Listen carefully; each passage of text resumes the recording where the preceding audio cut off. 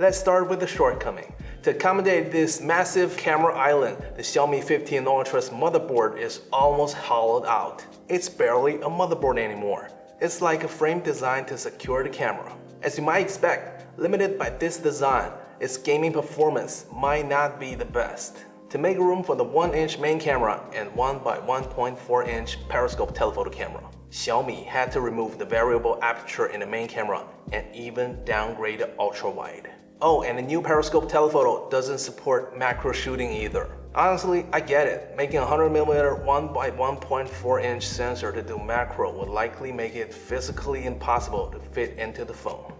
Anyway, let's look at the layout first. Xiaomi 15 Ultra actually uses a rather special layout. The main camera, telephoto camera, and ultra-wide are aligned in a straight line while the periscope telephoto is positioned at the top. This arrangement ensures exceptionally smooth transitions when zooming from 0.6 times to 3 times. Once the zoom reaches 4.3 times, the picture will be noticeably volatile. But for taking photos, this is not a big problem. The 15 Ultra I'm holding uses a silver and green color block design, clearly inspired by Leica. The Ultra logo is placed in the upper right corner of the phone. This might be the best looking Ultra series phone Xiaomi ever made. When I hold it in my hand, it feels a bit more comfortable than the previous. More like a regular flagship phone actually. But based on my measurement, the thickness, weight, and even the size of the camera island have actually increased. So how did Xiaomi achieve this? In reality, Xiaomi optimized the weight distribution of the phone while also refining the transition between the frame and the back panel. This makes it feel more like a normal phone. Back to the camera. The main camera uses the LYT900, currently one of the best sensors right now. Xiaomi has also paired it with a large f1.63 aperture and claims to have redesigned the lens. That sounds great. So how much has it actually improved? I first tested it in the lab by shooting the TE42 chart. Zooming in, it's already clear that the 15 Ultra delivers better image quality. But how much exactly?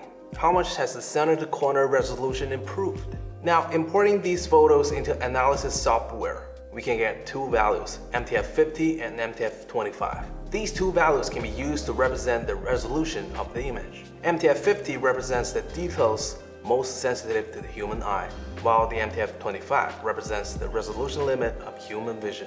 The resolution at the center of the 15 Ultra has seen a slight increase, but the corners have made a significant leap in performance. Since both phones use the same sensor, this improvement is clearly due to the optics. Beyond easily noticeable resolution, advancements in optics also bring more benefits in the real world, such as reduced ghosting. Here, the 15 Ultra's lens shows better light control. Now let's talk about the Leica style. I really like it. Makes Xiaomi's photo look more like they were taken with a real camera. But what I'm more curious about is, has Xiaomi made any changes to it? Here we tested Xiaomi 12S Ultra, 13 Ultra, 14 Ultra, and 15 Ultra. Compared to other smartphone brands, the Leica style still tends to be a bit more vibrant.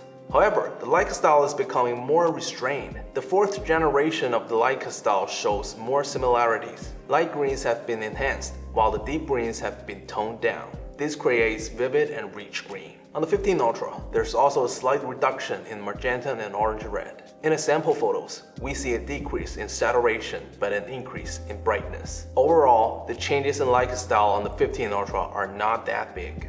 Xiaomi's VP already showed off this damn big periscope telephoto in a live stream, with the longest focal length and the largest aperture among the flagship right now. If we only talk about hardware, this is hands down the best periscope telephoto on the market. You can easily get a better photo than the 14 Ultra with sharper details, less noise, and insane dynamic range. It's not even a fair comparison, so we're pitting it against the Vivo X200 Pro, which packs the same HP9 sensor.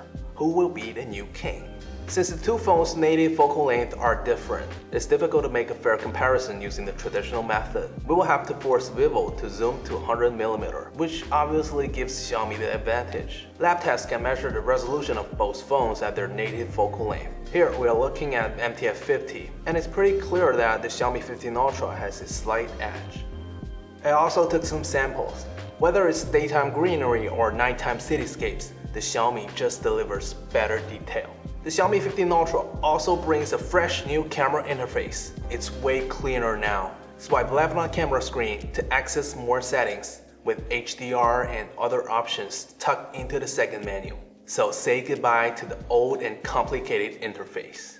The Xiaomi 15 Ultra doesn't add a camera control button. To activate street mode, it's the same as before. Just double tap the volume button and you are ready to open and shoot. Street mode now includes a frame that is like a rangefinder camera, adding a classic touch to your shots. The Xiaomi 15 Ultra has stepped up its game in every way. A better main camera, a bigger and long periscope telephoto, and killer optics that deliver stunning photo quality. If you can live with its gaming performance and the extra weight, then yeah, it's definitely the best camera phone right now. Thank you for watching, and don't forget to like and subscribe. It's Zam from Wiley channel. See you soon.